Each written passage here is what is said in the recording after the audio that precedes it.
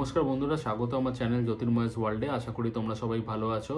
তা থাম্বনেল দেখে তোমরা নিশ্চয়ই আন্দাজ করছো যে আজকে ভিডিওটা ট্রান্সফার রিলেটেড নিউজ রিউমার্স নিয়ে এবং কোন প্লেয়ার কোন টিমে আসছে, কোন প্লেয়ার কোন টিম থেকে চলে যেতে পারে সেই নিয়ে একটা ডিসকাশন হবে। তবে এই ভিডিওটা শুরু করবার আগে তোমরা যারা চ্যানেলে নতুন বা ফার্স্ট টাইম আমার ভিডিও দেখছো তারা চ্যানেলটাকে অবশ্যই সাবস্ক্রাইব করে দিও। ভিডিও তোমাদের যদি ভালো লাগে তাহলে অবশ্যই লাইক এবং কমেন্ট করতে কিন্তু ভুলো না। তো চলো মেন টপিকটা স্টার্ট করে দেওয়া যাক। প্রথম যে আপডেটটা তোমাদের সাথে শেয়ার করবো সেটা অবভিয়াসলি নর্থ ইস্ট ইউনাইটেড এফসিকে নিয়ে। নর্থ ইস্ট ইউনাইটেড এফসি তোমরা জানো যে এপসন মেলো একটা প্লেয়ার, যে সেন্টার ফরওয়ার্ড বা ফরওয়ার্ড একজন প্লেয়ারকে তারা উইন্টার ট্রান্সফার উইন্ডোতে রিলিজ করে দেয়। ফাইনালি একটা আপডেট এসেছে এবং এটা একটা কনফার্ম আপডেট।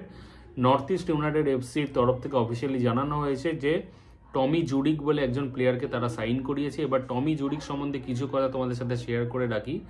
টমি জুডিক একজন 32 বছর বয়সী সেন্টার ফরওয়ার্ড এবং অস্ট্রেলিয়ান এ লিগে মেলবোর্ন টিমের হয়ে খেলা একটা প্লেয়ার। জুলাই 2023 অবধি মেলবোর্ন টিমের সাথে চুক্তিবদ্ধ ছিল এবং তারপরে তার সাথে কোনো নতুন ক্লাবে চুক্তি হয়নি। আশা করা যায় যে তার যা এক বছরের পারফরমেন্স ছিল অস্ট্রেলিয়ান এ লিগে বা সুপার লিগে, সেই পারফরমেন্স নর্থ ইস্ট ইউনাইটেড এফসিকে আরও বেটার পজিশনে নিয়ে যেতে তারা সাহায্য করবে। তো চট করে একটু স্ট্যাটিস্টিক্স আমাদের সাথে শেয়ার করি এই প্লেয়ারটার সম্বন্ধে। এই প্লেয়ারটা এখনো পর্যন্ত 149টা টোটাল ম্যাচ খেলেছে, তার মধ্যে তার 49টা গোল এবং 15টা অ্যাসিস্ট রয়েছে। এবার যদি তোমরা এর পারফরমেন্সটাকে ব্রেক ডাউন করো তাহলে অস্ট্রেলিয়ান এ লিগে এই প্লেয়ারটা এখনো পর্যন্ত 68টা ম্যাচে 23টা গোল করেছে এবং একটা অ্যাসিস্ট, এবং সুপার লিগে তার এখনো পর্যন্ত 64টা ম্যাচে 15টা গোল এবং 11টা অ্যাসিস্ট রয়েছে।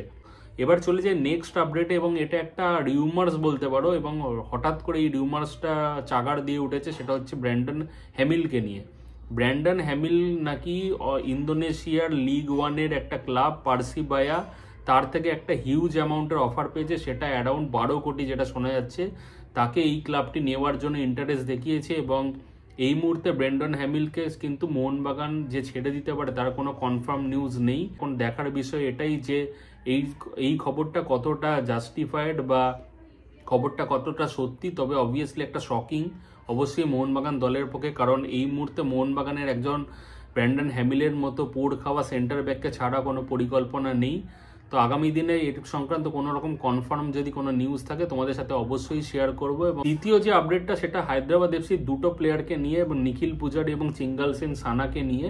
তো নিখিল পূজারি এবং চিঙ্গল সেন সানা দুটো প্লেয়ারই তোমরা জানো। নিখিল পূজারিকে ইস্ট বেঙ্গল পেতে খুব মরিয়া এবং নিখিল পূজারি একজন রাইট ব্যাক এবং চিঙ্গল সেন সানা একজন সেন্টার ব্যাক প্লেয়ার। এবং হায়দ্রাবাদ এফসির টাফ ফিনান্সিয়াল সিচুয়েশনের ওপর বেস করে এই দুটো প্লেয়ারকে কিন্তু দুই প্রদান নেওয়ার জন্য একটা চেষ্টা চরিত্র চালাচ্ছে এবং অনেকটাই নাকি অ্যাডভান্স লেভেলে টক হয়ে গেছে এই দুটো প্লেয়ারের এজেন্টদের সাথে। তবে যেটা প্রবলেম বা যেটা ডেডলক হয়ে আলটিমেটলি রয়েছে সেটা হলো এদের পেমেন্ট না পাওয়ার সমস্যা।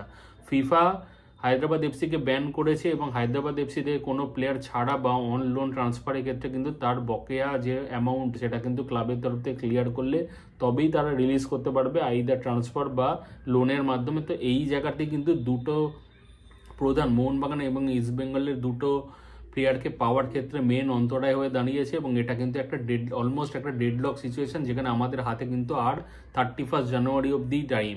তারপরে কিন্তু এই ট্রান্সফার উইন্ডো বন্ধ হয়ে যাবে। একটা ছোট মিটিং আজ মোস্ট প্রবাবলি মোহনবাগান অর্গানাইজ করতে পারে বা কালকে হবে সেই মিটিংটা। সেটা অবভিয়াসলি হাবাস এবং দলের কর্ণধার সঞ্জীব গোয়েঙ্কার মধ্যে একটা ডিসকাশন হওয়ার প্ল্যান আছে।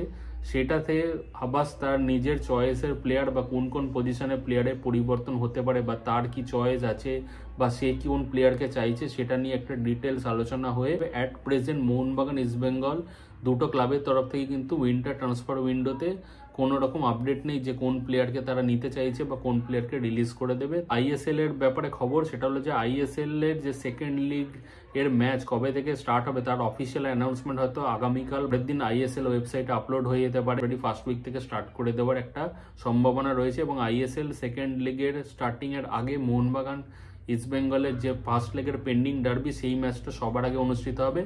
তো সুপার কাপের পর আবার আমরা একটা ডার্বি পেতে চলেছে অবভিয়াসলি কলকাতায়। তো এটা যথেষ্ট কম্পিটিটিভ হবে এবং ইস্ট বেঙ্গল প্রিভিয়াস ডার্বি জিতেছে এবং সুপার কাপেও তারা সেমিফাইনাল খেলতে নামছে 24 তারিখে। তো দেখা যাক কি হয়।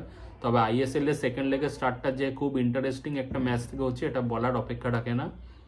এইবার যে আপডেটটা সেটা হলো হুগো বুমস সম্বন্ধে। হুগো বুমস হয়তো মোহনবাগান ছেড়ে মুম্বাই সিটি এফসির দলে যাওয়ার জন্য ইন্টারেস্টেড, বা মুম্বাই সিটি এফসি হুগো বুমসকে নেওয়ার ব্যাপারে আগ্রহী, কিন্তু এটা টোটালি রিউমার। এরকম কোনো আলোচনা বা এরকম কোনো কনফার্মেশন বা ক্লাবের তরফ থেকে কোনো রকম কোনো সোর্সের মাধ্যমে খবর এই মুহূর্তে নেই। তো পুরোপুরি এটা একটা রিউমার্স এবং এটার বাস্তবায়িত হওয়ার চান্স কিন্তু খুবই কম। তবে মোহনবাগান এবং ক্লাব ম্যানেজমেন্টের মধ্যে যে মিটটা আগামীকাল বা তারপরে হতে পারে, সেখানে যদি ডিসিশন নেওয়া হয় তাহলে সেটা অবভিয়াসলি আমরা তোমাদের সাথে শেয়ার করব। আরেকটা যেটা আপডেট পাওয়া যাচ্ছে সেটা হলো যে একজন সিডিএমকে নিয়ে জুনিয়র মোরানো বলে একজন প্লেয়ার, যে মোহনবাগানে আসার ব্যাপারে তার একটা রিউমার্স মার্কেটে রয়েছে, এবং ভেনেজুয়েলান এই একজন সেন্ট্রাল ডিফেন্সিভ মিডফিল্ডার, এবং এই প্লেয়ারটি কিন্তু এখন একটা ফ্রি ট্রান্সফারের মধ্যে আছে, এবং এই প্লেয়ারটা লাস্ট সিনসিনাটি ক্লাবের হয়ে খেলেছে, এবং 2022-এর ফেব্রুয়ারি থেকে 2024-এর জানুয়ারি অবধি তাদের সাথে চুক্তিবদ্ধ ছিল। হাবাস নাকি এই প্লেয়ারটিকে অ্যাজ আ সিডিএম মোহনবাগান টিমে আনার ব্যাপারে ইন্টারেস্ট শো করেছে। অবভিয়াসলি এটা একটা ভালো খবর। এই প্লেয়ারটি ডিফেন্সিভ মিডফিল্ডারে যদি তোমরা পারফরমেন্স দেখো তাহলে এ কিন্তু মেজর লিগ সকার যে ইউএসএতে হয় সেটাতে খেলেছে, এবং তার এখনো পর্যন্ত 159টা ম্যাচে তার 7টা গোল এবং 9টা অ্যাসিস্ট রয়েছে, এবং সে কিন্তু একটা সেন্ট্রাল ডিফেন্সিভ মিডফিল্ডার। মানে কিছুটা হলো এ কিন্তু আমাদের দলের যে মেন দুটো লুপ হোলস ছিল, যে একজন ভালো সেন্টার ব্যাক এবং সিডিএম, সেই সিডিএম পজিশনটাকে ফুলফিল করবে। এই আপডেটগুলো আজকে তোমাদের সাথে শেয়ার করার ছিল। কালকে অবভিয়াসলি ইন্ডিয়া এবং সিরিয়ার ম্যাচ, এবং সেই ইন্ডিয়া সিরিয়া ম্যাচে আমরা লাইভ ওয়াচ অ্যালং করবো। তোমরা যারা ইন্টারেস্টেড সেই ভিডিও আমাদের সাথে জয়েন করো। তাহলে টাটা, দেখা হচ্ছে পরের ভিডিও।